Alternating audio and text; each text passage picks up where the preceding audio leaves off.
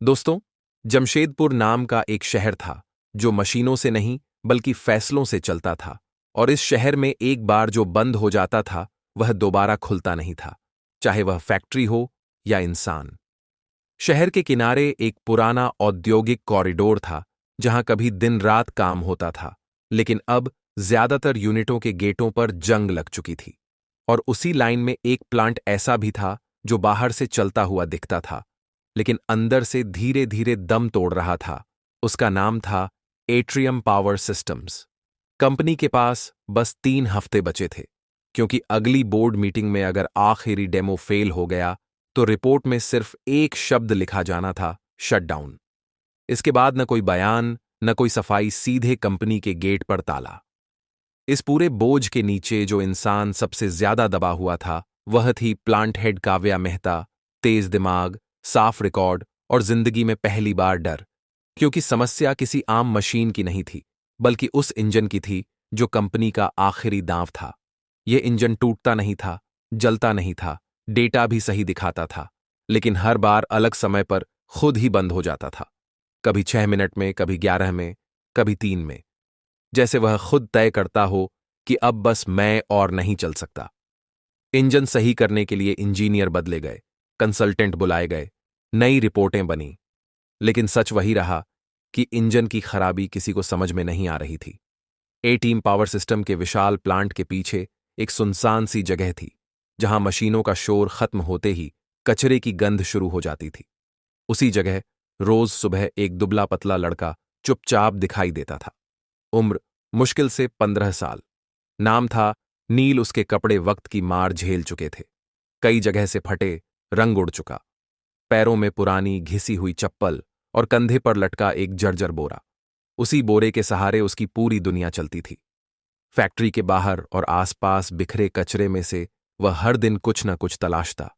Plastic के टुकड़े, धातु का स्क्रैप, जली हुई तारें, जो भी 2 पैसे दिला सके। लेकिन नील बाकी कूड़ा बीनने वालों जैसा नहीं था। उसकी नजर सिर्फ जमीन पर नहीं रहती थी, उसकी सोच मशीनों के अंदर तक जाती थी। जब भी प्लांट से कोई खराब पार्ट या जली हुई मशीन बाहर फेंकी जाती, नील का ध्यान अपने आप उधर खिंच जाता। वह उन बेकार समझे जाने वाले हिस्सों को उठाकर ऐसे देखने लगता मानो वे टूटे नहीं हों, बल्कि कुछ अधूरा सच अपने अंदर छुपाए बैठे हों। कई बार वह देर तक उन्हें हाथ में घुमाता रहता, जोड़ तोड़ समझने की कोशिश करता, जैसे दिमाग में कोई नक्शा बन रहा हो। प्लांट के कर्मचारियों के लिए नील का कोई अस्तित्व नहीं था। किसी की नजर में वह बस रास्ते की रुकावट था, तो किसी के लिए मजाक का सामान। गार्ड अक्सर उसे वहां से भगा देते और कुछ लोग ताने कसकर हंस देते।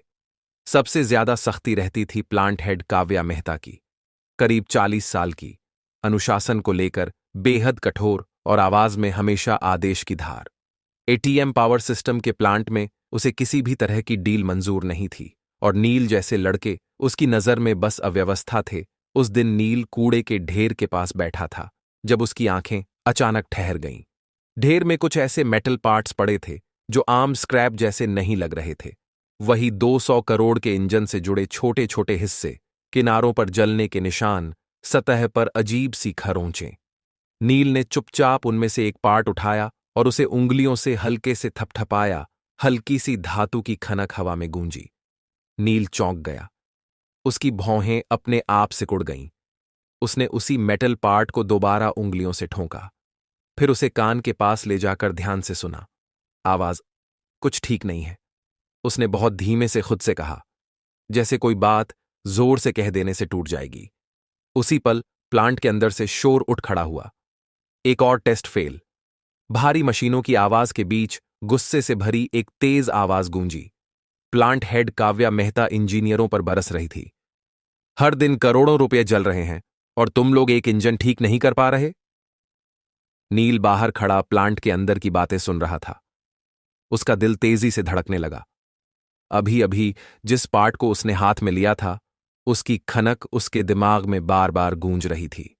उसे महसूस हो रहा था कि वह किसी सुराग के बहुत करीब है, जैसे उस आवाज में कोई गड़बड़ी छुपी हो, कुछ ऐसा जो शायद अंदर बैठे बड़े बड़े विशेषज्ञ भी नजरअंदाज कर रहे थे। उस दिन पहली बार कूड़ा बीनने वाले 15 साल के उस लड़के के मन में एक अजीब सा ख्याल आया। अगर वह इंजन को ठीक कर दे तो, लेकिन फिर उसे खुद पर हंसी भी आई और डर भी लगा। लेकिन सोच एक बार जन्म ले ले तो चुप नहीं बैठती। दोस्तों, वहीं से शुरू होने वाली थी एक ऐसी कहानी जो अनुभव के घमंड और असली हुनर के बीच खड़ी दीवार को हिला देने वाली थी। अगली सुबह एटीएम पावर सिस्टम के प्लांट में तनाव और गहरा था। माहौल सामान्य नहीं था। आज कंपनी के बोर्ड मेंबर आने वाले थे, वही लोग जिनके एक हस्ताक्षर से फंडिंग रुक भी सकती थी और बढ़ भी सकती थी। 200 करोड़ रुपए का यह इंजन अब सिर्फ एक मशीन नहीं रह गया था। वह कंपनी की साख, उसके भविष्य और हजारों कर्मचारियों की नौकरी से जुड़ा हुआ था। प्लांट के अंदर एक बड़ी स्क्रीन पर इंजन का लाइव डेटा चल रहा था। तापमान, वाइब्रेशन, लोड, एसी रिस्पॉन्स, हर चीज बारीकी से दिख रही थी। हर बार शुरुआत बिल्कुल नॉर्मल होती, ग्राफ स्थिर रहते, और फिर अचानक सब कुछ बिगड़ जाता। रेखाएं उछल जातीं, चेतावनियां चमक उठतीं, और इंजन एक बार फिर खामोश हो जाता। एटीएम पावर सिस्टम के मुख्य हॉल में कदमों की तेज आवाज गूंज रही थी। काव्या मेहता हाथ में टैबलेट लिए आगे बढ़ रही थी। चेहरे पर थकान थी, लेकिन उससे ज्यादा गुस्सा। उसकी आवाज पूरे हॉल में फैल गई। मुझे अब सफाई नहीं चाहिए। आज या तो हल मिलेगा या फिर ऊपर जवाब देना पड़ेगा। इंजीनियर एक दूसरे की तरफ देख रहे थे। लाल आंखें, झुके कंधे। कई लोग लगातार कई रातों से ठीक से सो नहीं पाए थे। किसी ने हिम्मत करके कहा, मैम, शायद हमें इंजन को नए सिरे से डिजाइन करना पड़े। काव्या अचानक रुक गई। पलट कर देखा, जैसे शब्दों ने उसे चोट पहुंचा दी हो। उसने गुस्से से कहा, तुम सब होश में हो? उसमें 6 महीने लगेंगे और 6 महीने में कंपनी डूब जाएगी। उसी वक्त प्लांट की पिछली तरफ नील अपना रोज का काम कर रहा था। बोरा कंधे पर था, हाथ जमीन पर बिखरे स्क्रैप में घूम रहे थे, लेकिन आज उसका ध्यान कहीं और था। उसकी निगाहें बार बार उस विशाल हॉल की ओर उठ जातीं, जहां से भारी आवाजें आतीं और फिर अचानक खामोशी छा जाती। कल वाला मेटल पार्ट उसके दिमाग में लगातार घूम रहा था।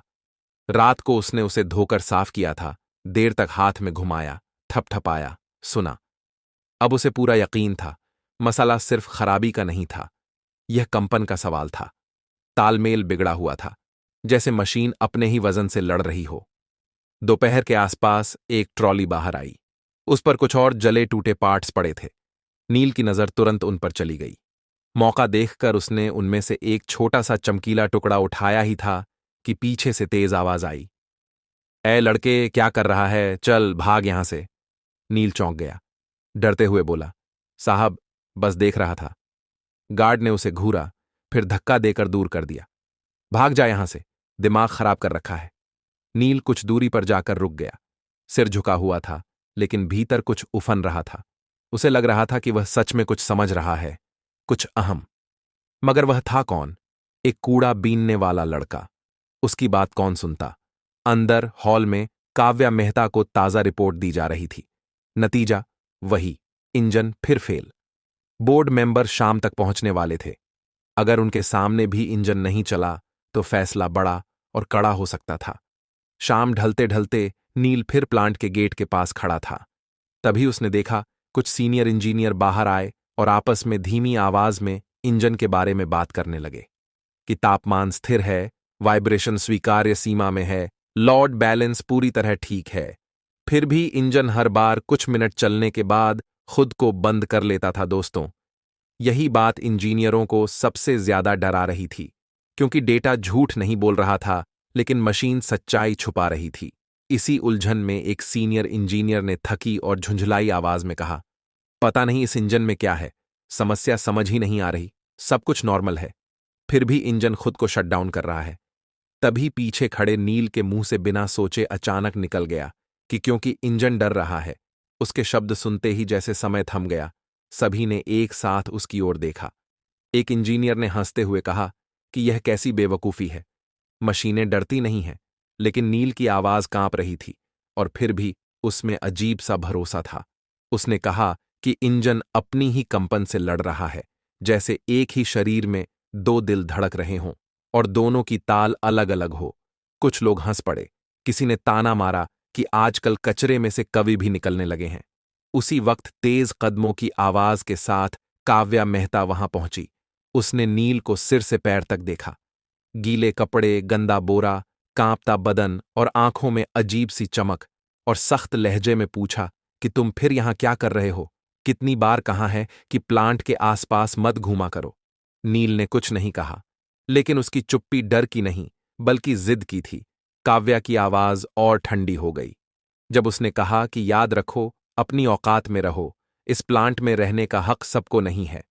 नील धीरे धीरे पीछे हट गया। किसी ने उसे रोका नहीं, लेकिन उसके अंदर कुछ स्थायी रूप से बदल चुका था। उसे यकीन हो गया था कि वह जो समझ रहा है वह सच है, भले ही उसे कोई सुनने को तैयार न हो, क्योंकि कई बार सबसे बड़ी सच्चाई वहीं जन्म लेती है जहां कोई देखने की जहमत नहीं उठाता। शाम होते होते प्लांट के अंदर तेज सफेद लाइटें जल उठीं और बाहर आसमान से हल्की बारिश गिरने लगी। लोहे और गीली मिट्टी की मिलीजुली गंध पूरे इलाके में फैल गई। बोर्ड मेंबर्स के आने से पहले यह आखिरी टेस्ट था और सभी को इसका एहसास था। इंजीनियर अपने अपने लैपटॉप में ऐसे घुसे हुए थे जैसे स्क्रीन के अंदर ही कोई चमत्कार कैद हो। किसी की उंगलियां कांप रही थीं, किसी की आंखें लाल थीं। नील गेट के पास खड़ा बारिश में भीग रहा था। उसके कपड़े और भारी हो चुके थे, लेकिन उसका ध्यान अंदर चल रही हर हलचल पर टिका था। हर फेल टेस्ट उसे ऐसा लग रहा था जैसे उसके सीने पर कोई भारी वार कर रहा हो। वह जानता था कि अगर आज इंजन नहीं चला तो सिर्फ एक मशीन नहीं, बल्कि भरोसा, भविष्य और सैकड़ों लोगों की उम्मीदें टूट जाएंगी। तभी अंदर से आदेश गूंजा कि इंजन स्टार्ट करो। भारी मशीन की गड़गड़ाहट पूरे प्लांट में फैल गई। फर्श तक कंपन करने लगा। नील ने आंखें बंद कर लीं, क्योंकि वह देखना नहीं चाहता था। वह सिर्फ सुन रहा था, हर धड़कन के साथ समय गिन रहा था। 3 मिनट, 5 मिनट, और फिर वही जानी पहचानी असंतुलित खरखराहट, वही आवाज जिसे वह पहले ही पहचान चुका था। नील का दिल बैठ गया और अगले ही पल इंजन बंद हो गया। हॉल के अंदर अफरा तफरी मच गई। कोई कुर्सी पर हाथ मार बैठा, कोई गाली बुदबुदाने लगा। काव्या मेहता का धैर्य पूरी तरह टूट चुका था और उसने लगभग चीखते हुए कहा कि बस बहुत हो गया। या तो यह प्रोजेक्ट हमारी काबिलियत के बाहर है या फिर इस टीम की। और इसी शोर, निराशा और टूटते भरोसे के बीच नील ने एक कदम आगे बढ़ाया। उसका गला सूख रहा था, हाथ कांप रहे थे, लेकिन उसे पता था कि अगर अब नहीं बोला तो शायद कभी नहीं बोलेगा। इसलिए उसने पूरी हिम्मत जुटाकर ऊंची आवाज में कहा, मैडम, एक बात कहूं। उसके इतना कहते ही मशीनों का शोर, फुसफुसाहटें और लोगों की बहसें थम गईं। सैकड़ों आंखें उस दुबले भीगे कपड़ों में खड़े लड़के की ओर मुड़ गईं। काव्या मेहता ने पलटकर उसे देखा और उसके चेहरे पर साफ झुंझलाहट उभर आई। उसने सख्त स्वर में पूछा कि तुम यहां अंदर तक कैसे आ गए? नील का गला सूख रहा था, लेकिन उसने हिम्मत जुटाकर कहा कि मैडम, इंजन की खराबी सॉफ्टवेयर से जुड़ी नहीं है। बस यही वाक्य था जिसने कुछ पलों के सन्नाटे के बाद हॉल को ठहाकों से भर दिया। किसी इंजीनियर ने व्यंग्य किया कि अब स्क्रैप बीनने वाले भी तकनीकी सलाह देने लगे हैं। किसी ने ताली बजाकर मजाक उड़ाया। काव्या मेहता ने तंज कसते हुए कहा कि तो बताओ, समस्या क्या है? नील ने एक पल नजर झुकाई, फिर सीधे सामने देखकर कहा कि इंजन की हार्मोनिक फ्रीक्वेंसी सही तालमेल में नहीं है। सेंसर सही डेटा दिखा रहे हैं, लेकिन कंपन की लय आपस में टकरा रही है। हंसी और तेज हो गई। काव्या का चेहरा और कठोर हो गया और उसने कहा कि तुम्हें अंदाजा भी है यह इंजन कितने का है? 200 करोड़ रुपए का। यह कोई कबाड़ नहीं जिसे थपथपाकर ठीक कर दिया जाए। नील के कान गर्म हो गए। उसे लगा जैसे लोग सिर्फ उस पर नहीं बल्कि उसकी गरीबी, उसके कपड़ों और उसकी पूरी पहचान पर हंस रहे हों। फिर भी उसने खुद को संभालते हुए कहा कि मैडम, मुझे केवल 5 मिनट दीजिए, मैं इंजन को सुनना चाहता हूं। इस पर काव्या का धैर्य टूट गया और उसने सिक्योरिटी को आदेश दिया कि इसे तुरंत बाहर निकालो। 2 गार्ड आगे बढ़े और नील पीछे हटने ही वाला था कि तभी एक सीनियर इंजीनियर, जो अब तक चुप था, आगे आया और बोला कि मैडम, हमारे पास फिलहाल कोई समाधान नहीं है। अगर यह लड़का गलत भी हुआ तो हमारा क्या नुकसान होगा? हॉल में हलचल फैल गई। काव्या मेहता ने एक एक चेहरे को देखा, फिर नील की आंखों में झांका, जहां डर जरूर था, लेकिन उससे ज्यादा आत्मविश्वास। कुछ क्षणों की खामोशी के बाद वह ठंडी आवाज में बोली कि ठीक है, लेकिन याद रखना, अगर तुमने हमारा समय बर्बाद किया तो इसके नतीजे तुम्हें भुगतने होंगे। नील ने राहत की सांस ली, क्योंकि अब सवाल यह नहीं था कि लोग उस पर हंसेंगे या नहीं। सवाल यह था कि क्या वह सच में इंजन की आवाज को समझ पा रहा है। पूरा हॉल जैसे स्थिर हो गया। गार्ड पीछे हट चुके थे। इंजीनियर अपनी जगह खड़े थे और काव्या मेहता बाजू मोड़े सामने खड़ी थी। उसकी आंखों में साफ अविश्वास था। नील धीरे धीरे इंजन की ओर बढ़ा। उसके भीगे कपड़े शरीर से चिपके थे, बाल माथे पर आ गए थे, और उस विशाल चमकते इंजन के सामने वह बेहद छोटा दिख रहा था। फिर भी उसके कदम डगमगाए नहीं। उसने शांत लेकिन स्पष्ट आवाज में कहा कि इंजन स्टार्ट कीजिए। एक इंजीनियर ने झिझकते हुए बटन दबाया। भारी मशीन की गूंज पूरे हॉल में फैल गई और फर्श तक कंपन उतर आया। नील ने आंखें बंद कर लीं। उसने किसी स्क्रीन या डेटा की ओर नहीं देखा। उसका पूरा ध्यान सिर्फ आवाज पर था। शुरुआती स्थिर लय, फिर हल्का असंतुलन। उसकी भौहें सिकुड़ गईं। उसने धीरे से इंजन की बाहरी बॉडी पर हाथ रखा। गर्म धातु की तपन उसकी हथेली में उतर गई, और उसके मन में पिता की पुरानी वर्कशॉप, जंग लगी मशीनें और वही असंतुलित आवाजें एक साथ उभर आईं। उसने कहा कि स्पीड धीरे धीरे बढ़ाइए। इंजीनियर ने वैसा ही किया। 1500 आरपीएम, 2000 आरपीएम, और जैसे ही गति बढ़ी, नील ने स्पष्ट स्वर में कहा कि यही समस्या उभरती है। लगभग 2800 आरपीएम के आसपास इंजन अपनी ही कंपन से टकराने लगता है, जैसे एक ही ढांचे में दो अलग अलग ताल एक साथ चल रही हों। काव्या मेहता ने ठंडे व्यंग्य से पूछा कि तुम समाधान बताने आए हो या रूपक गढ़ने? और उसी पल नील ने आंखें खोलकर पहली बार बिना झिझक सीधे उसकी आंखों में देखा और कहा कि मैडम, समस्या इंजन या सॉफ्टवेयर में नहीं, बल्कि दोनों के आपसी तालमेल में है। कंट्रोल सिस्टम जिस व्यवहार की उम्मीद कर रहा है, इंजन की भौतिक बनावट उस पर वैसा रिस्पॉन्स नहीं दे पा रही। यह सुनते ही कुछ सेकंड का सन्नाटा छा गया। फिर एक सीनियर इंजीनियर ने आगे बढ़कर बिना मजाक के पूछा कि तुम साफ शब्दों में क्या कहना चाह रहे हो?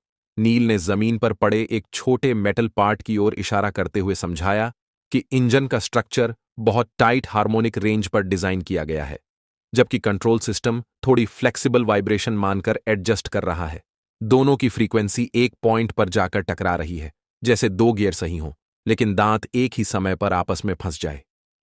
पीछे खड़े एक इंजीनियर के मुंह से धीमे से निकल गया कि यह तो क्लासिक हार्मोनिक मिसमैच है।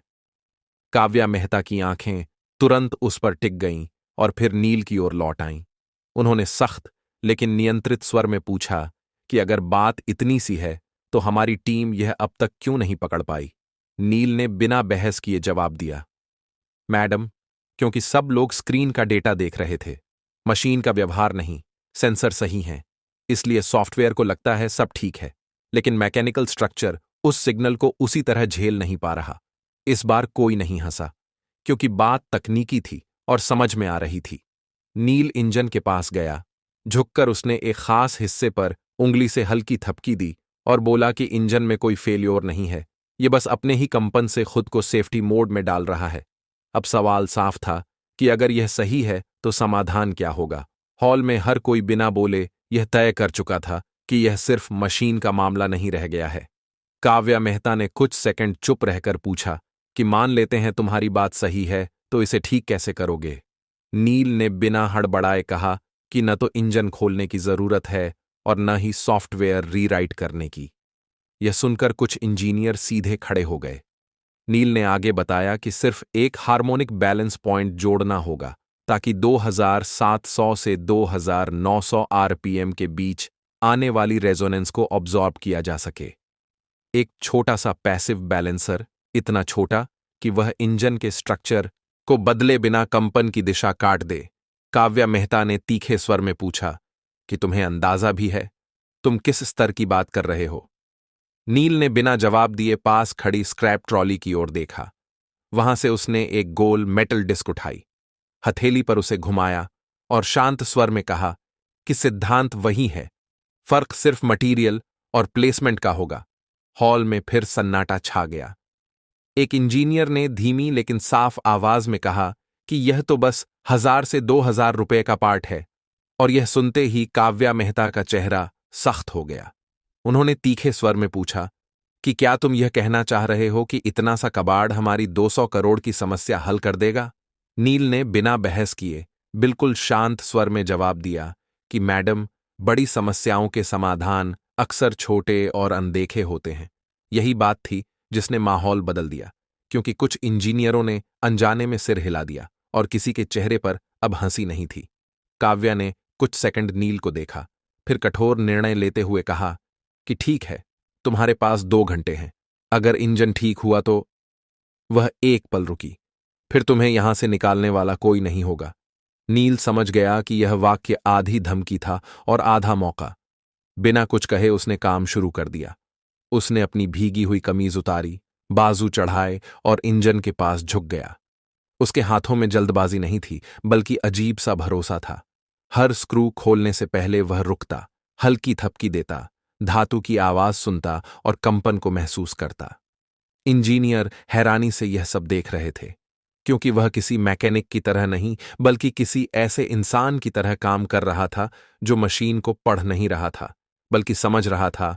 किसी ने फुसफुसाकर कहा कि यह लड़का ऐसे काम कर रहा है जैसे बरसों से यही करता आया हो। समय खिसकता गया। 30 मिनट, फिर 1 घंटा। काव्या बार बार अपनी घड़ी देख रही थीं और अब उनके चेहरे पर गुस्से से ज्यादा बेचैनी थी। आखिरकार नील ने वही गोल मेटल डिस्क बिल्कुल सही स्थान पर फिट की। न कोई अतिरिक्त बदलाव, न कोई अनावश्यक छेड़छाड़। उसने इंजन को वापस सील किया और अपनी हथेली से हल्का सा ठपठपाया, जैसे किसी बीमार को भरोसा दे रहा हो। फिर वह 1 कदम पीछे हटा और आंखें बंद कर लीं। कुछ पलों के लिए पूरा हॉल बिल्कुल शांत था। रेडी है, नील ने कहा। अब टेस्ट कीजिए। इस पल सवाल सिर्फ इंजन का नहीं रह गया था, बल्कि भरोसे का बन चुका था। या तो सब कुछ टूटने वाला था, या कुछ ऐसा बनने वाला था जिसे लोग सालों तक याद रखते। पूरा हॉल जैसे सांस रोके खड़ा था। कोई बोल नहीं रहा था। इंजीनियरों के हाथ कंट्रोल बोर्ड से हट चुके थे और काव्या मेहता सीधी खड़ी इंजन को देख रही थी। उनके चेहरे पर अब गुस्सा नहीं था, बल्कि एक अनकहा डर था। डर इस बात का कि अगर यह लड़का सही निकल गया तो वर्षों से जमा आत्मविश्वास और पद का घमंड सबके सामने सवालों में आ जाएगा। एक इंजीनियर ने धीमी आवाज में पूछा कि इंजन स्टार्ट किया जाए। काव्या ने बिना कुछ कहे सिर हिलाया। बटन दबाया गया। इंजन चालू हुआ, लेकिन इस बार आवाज अलग थी। पहले जैसी बिखरी हुई, असंतुलित ध्वनि नहीं, बल्कि गहरी और स्थिर, जैसे किसी की धड़कन अचानक सही लय पकड़ ले। 1 मिनट बीता, 2 मिनट। स्क्रीन पर ग्राफ स्थिर थे। तापमान सामान्य सीमा में था। वाइब्रेशन कंट्रोल में। 5 मिनट पूरे हो चुके थे। कुछ इंजीनियरों ने अनजाने में एक दूसरे की तरफ देखा। उनकी आंखों में वही सवाल तैर रहा था जिसे कोई बोल नहीं पा रहा था, क्योंकि अब तक इंजन हर बार 10 मिनट के भीतर खुद को बंद कर लेता था। लेकिन इस बार समय चुपचाप आगे बढ़ रहा था। न कोई लाल चेतावनी लाइट जली थी और न ही किसी तरह का अलार्म। काव्या मेहता की नजरें स्क्रीन से हट ही नहीं रही थीं। 15 मिनट पूरे होते ही हॉल में किसी ने धीमी आवाज में कहा कि यह तो अब तक के रिकॉर्ड से आगे निकल गया है। नील चुपचाप वहीं खड़ा था। उसकी नजर स्क्रीन पर नहीं, बल्कि सीधे इंजन पर थी। उसकी आंखें बंद थीं, जैसे वह किसी पुराने दोस्त की आवाज पहचान रहा हो। 20 मिनट बीत चुके थे और अब इंजन की ध्वनि और भी स्मूथ हो गई थी, स्थिर और संतुलित, जैसे उसे खुद भी राहत मिल गई हो। तभी एक सीनियर इंजीनियर ने डांटा देखते हुए लगभग चिल्ला दिया कि मैडम, एफिशिएंसी 96% पर स्थिर है और यह पहले से बेहतर परफॉर्म कर रहा है। यह सुनते ही पूरा हॉल अचानक शोर से भर गया। किसी ने ताली बजाई, कोई अपनी कुर्सी से उठकर स्क्रीन के पास चला गया। कुछ इंजीनियरों की आंखों में खुशी थी, तो कुछ की आंखों में शर्म और आत्ममंथन। लेकिन काव्या मेहता अब भी खामोश खड़ी थीं। उनके चेहरे का रंग बदल चुका था और उनके लिए यह पल जितना ऐतिहासिक था, उतना ही चुनौतीपूर्ण भी। इंजन लगातार 30 मिनट तक बिना किसी रुकावट के चलता रहा और आखिरकार उन्होंने भारी आवाज में कहा कि स्टॉप कीजिए। इंजन बंद हुआ। एक पल के लिए पूरा हॉल फिर से शांत हो गया और अगले ही क्षण तालियों की गूंज फैल गई। यह कोई औपचारिक या मजबूरी की ताली नहीं थी, बल्कि लंबे तनाव के बाद मिली राहत की ताली थी। हार के मुहाने से लौटकर आई जीत की ताली। नील वहीं खड़ा था, जैसे उसे खुद यकीन न हो रहा हो कि यह सब सच में हो गया है। तभी एक इंजीनियर आगे बढ़ा और उसने सच्ची जिज्ञासा से पूछा कि बेटा, यह सब तुमने सीखा कैसे? नील ने सिर झुका लिया और बस इतना कहा कि सुनकर और समझकर। काव्या मेहता ने गहरी सांस ली और पूरा हॉल एक बार फिर शांत हो गया, क्योंकि अब सबकी नजरें उन्हीं पर टिक चुकी थीं। उन्होंने नील की तरफ देखा और पहली बार उनकी आवाज में न सख्ती थी न तंज, सिर्फ स्वीकार्यता थी। उन्होंने पूछा, तुम्हारा नाम क्या है? नील ने शांत लेकिन स्पष्ट स्वर में जवाब दिया कि मेरा नाम नील है। वह पल सिर्फ एक इंजन के सफल टेस्ट का नहीं था, बल्कि उस सोच के टूटने का था जिसमें काबिलियत को डिग्री और पद से तौला जाता है। उस पल ने यह साफ कर दिया था कि एटीएम पावर सिस्टम के उस हॉल में जो इतिहास बना है, वह किसी फाइल या रिपोर्ट में दर्ज नहीं होगा, बल्कि लोगों की यादों में हमेशा के लिए बैठ जाएगा। तालियों की गूंज धीरे धीरे थम गई, लेकिन जो सन्नाटा बचा वह पहले जैसा भारी नहीं था, बल्कि हैरानी, स्वीकार और आत्ममंथन से भरा हुआ था। वही हॉल जहां कुछ देर पहले हंसी और तंज उछाले जा रहे थे, अब वहां लोग शब्दों से पहले अपने भीतर झांक रहे थे। काव्या मेहता अब भी उसी जगह खड़ी थीं, लेकिन वह महिला जो कुछ समय पहले आदेश दे रही थी, अब अपने भीतर जवाब तलाश रही थी। उसने नील को ध्यान से देखा। गंदे और घिसे कपड़े, तेल और धूल से सने हाथ, और आंखों में वह चमक जो किसी किताब से नहीं बल्कि अनुभव से आती है। फिर उन्होंने संयमित स्वर में पूछा कि क्या तुम पढ़े लिखे हो? नील एक पल को झिझका, क्योंकि यह सवाल उसे मशीनों से ज्यादा डरावना लगा। उसने धीमे से कहा कि मैडम, स्कूल गया था, 8वीं तक। यह सुनते ही कुछ इंजीनियरों की आंखें फैल गईं और किसी के मुंह से अनायास निकल गया कि 8वीं। उस एक शब्द में हैरानी भी थी और शर्म भी। काव्या मेहता ने बिना आवाज ऊंची किए पूछा कि फिर यह सब कैसे जानते हो? नील ने पहली बार पूरे हॉल की तरफ देखा और अब उसकी आवाज में न डर था न हड़बड़ी, बल्कि ठहराव था। उसने कहा कि मेरे पिता मैकेनिक थे, बचपन से मशीनों के बीच रहा हूं।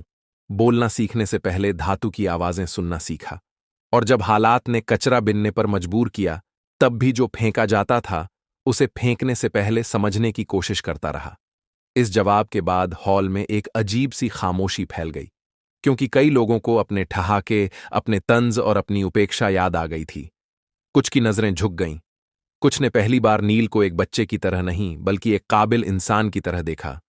काव्या मेहता की आंखें भी कुछ पलों के लिए नीचे झुक गईं, और जब उन्होंने फिर से सिर उठाया तो उनकी आवाज में पहली बार वह कठोरता नहीं थी जो उनके पद की पहचान थी। उन्होंने धीरे से कहा कि आज अगर तुम नहीं होते तो यह प्रोजेक्ट बंद हो जाता, और इसके साथ न जाने कितनी जिंदगियां प्रभावित होतीं।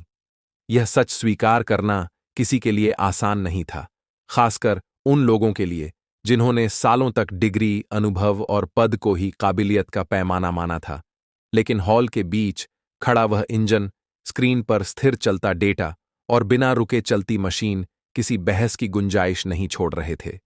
उसी बीच बोर्ड मेंबर्स अंदर आए और माहौल को एक नज़र में समझ गए। उन्हें पूरी रिपोर्ट दिखाई गई, live data, efficiency graph, vibration analysis.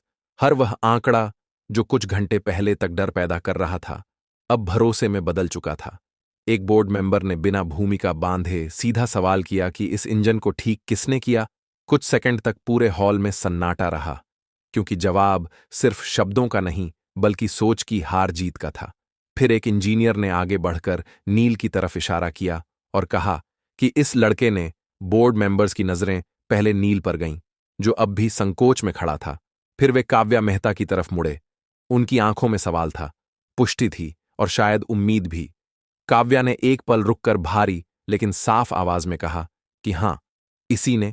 उस एक स्वीकार में वर्षों का अहंकार, पद और अधिकार अपने आप झुक गया।